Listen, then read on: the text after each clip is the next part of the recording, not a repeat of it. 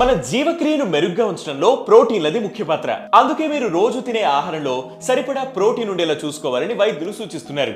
General గా డైటీషియన్లు గుడ్డు తినమని సజెస్ట్ చేస్తుంటారు. మరి ఎగ్ కూడా తినని వాళ్ళ పరిస్థితి ఏంటి అంటే అందుకు కూడా బోల్డ్ అనే ఆల్టర్నేటివ్స్ ఉన్నాయి. వెజిటేరియన్ ఫుడ్స్ లోనే ఒక గుడ్డు కంటే ఎక్కువ ప్రోటీన్ కంటెంట్ ఉన్న ఆహార పదార్థాలు ఉన్నాయి. ఆ ఫుడ్స్ ఏంటో, వాటికి 100 గ్రాముల్లో ఎంత ప్రోటీన్ ఉంటుందో చూద్దాం.